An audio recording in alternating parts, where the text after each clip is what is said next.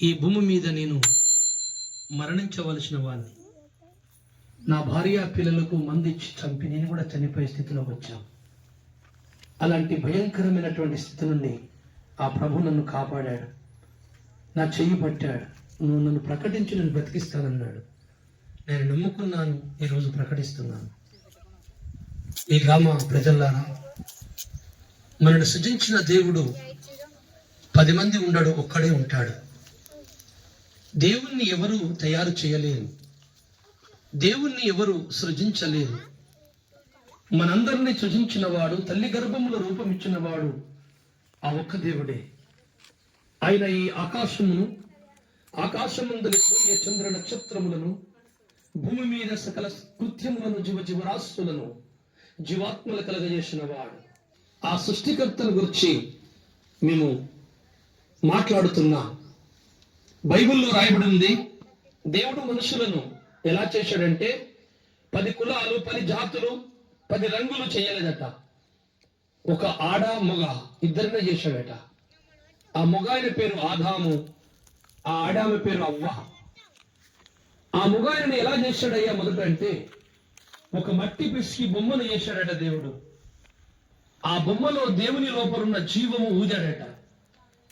దేవుని లోపల జీవవాయువు ఆ మట్టి బొమ్మలో ఊదగానే ఆ మట్టి మాంసం అయిపోయి అడు మనిషి అయిపోయి లేచి నిలబడ్డాడట. దేవుడు చూసి సంతోషించాడు. ఎంతో యథార్థము, మంచి గుణము, దుఃఖము లేదు, ఎప్పటికీ బతికి ఉంటాడు. ముసలితన మసలే రాదు. దేవుడు మనుషులను ఆ విధంగా చేస్తే ఈ లోకములో మాయ అనే సాతాను వారి కరుణ మూసి దేవుడు చేయకూడదన్న పనిని చేయించి దేవునికి మనుషులకు విడబాటు తెచ్చాడు. దేవుడు దూరమైపోయాడు. దేవుడు మాట్లాడితే మనకినబడతలేదు, మనం మొరబెడితే ఏడిస్తే దేవుడు ఇంటలేడు. మనిషికి దేవునికి ఒక పాపం అనే గోడ తయారైపోయింది. ఆ పాపముని పుట్టించి మనల్ని నాశనం చేసిన ఆ మాయ అనే సైతానుని చేతిలో నుండి, వాని చేతిలో నుండి మనం విడిపించుటకు మళ్ళీ దేవుడు 2000 సంవత్సరాల క్రితము ఈ లోకంలో అవతరించాడు. ఆయన పేరు యేసుక్రీస్తు. మనందరి పాపాల కొరకు శిలువ మీద మరణించి తన రక్తమును ధారపోశాడు. ఆయన పుట్టుక ఎలా ఉన్నదంటే, ఆయన ఒక పురుషునికి పుట్టలేదు. కన్యక అంటే పురుషుని ఎరగని స్త్రీకి తన గర్భములోనికి ఆ భూమి ఆకాశములు పట్టజలని గొప్ప దేవుడు సూక్ష్మ రూపములో తన గర్భములోకి వచ్చాడు. మానవ దేహం దాల్చుకున్నాడు.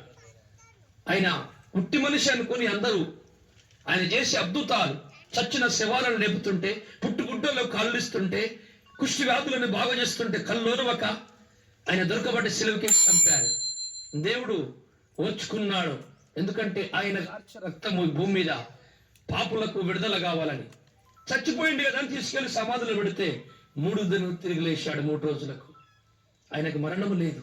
అప్పుడు అంటున్నాడు, ఈ మాయ అనే సాతాను చేతిలో ఇరికి మాయమైపోయి నాశనం అవుతున్న నా ప్రజల్లారా, రండి మీ విశ్రాంతినిస్తాను అని పిలుస్తున్నాడు. పాపులను రక్షించుటకే యేసుక్రీస్తు లోకంలోకి వచ్చాడు. మానవుల కొరకు దేవుడు తండ్రి, మన సృష్టికర్త, మన కన్న తండ్రి చేసిన యజ్ఞం ఒకే ఒకటి, శిలువ యజ్ఞం. పాపులను రక్షించుటకు వచ్చాడు.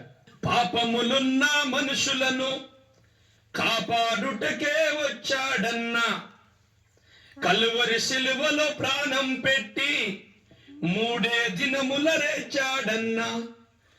పాపములున్న మనుషులను కాపాడుటకే వచ్చాడన్నా, కలువరి శిలువలో ప్రాణం పెట్టి 3 దినముల లేచాడన్నా.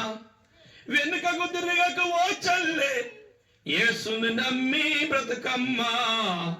వచ్చాడమ్మా, వచ్చాడమ్మా, వచ్చాడో దేవుడు, కరుణించే దేవుడు, నిన్ను మరువలేదమ్మా దేవుడు, యేసయ్యా దేవుడు.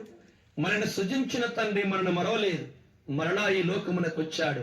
ఆ యేసును నమ్మండి, మీ కుటుంబంలో వెలుగు వస్తుంది. మాంత్రిక శక్తులతో, దయ్యములతో, రోగాలతో మీరు బాధపడుతున్నారా? అయితే యేసు దగ్గరికి రండి. ఏ శక్తి మిమ్మల్ని ఏం చేయగలదు? ఆయనను ఈ లోక శక్తులన్నీ యేసు నామము చెబితే గడగడ వరకుచున్నవి. భార్య భర్తల మధ్యలో సమాధానం లేకుండా, పిల్లలు తల్లిదండ్రుల మధ్యలో సమాధానం లేకుండా, తిన్నది పెయి పట్టకుండా, పట్టింది చేతికి ముట్టకుండా, మీరు కుటుంబంలో అల్లకొల్లలు పడడానికి కారణము పాపము, ఆ సాతాను కలగజేసిన మాయా మంత్రిక శక్తులు. వాటిని మనము త్రొక్కి గెలవాలి, వాటి చేతుల నుంచి బ్రతకాలి అంటే మన సృష్టికర్త అయిన దేవుడు, మన ప్రభు రక్షకుడు ఒక్కడే. ఆ యేసుని నమ్మండి. దయచేసి ఈ రాత్రికి మీరు అడగండి, నిజముగా దేవుడు యేసు ప్రభు అయితే నాతో మాట్లాడాలి అని అడగండి. తప్పక మిమ్మల్ని అందరినీ యేసు దర్శిస్తాడు.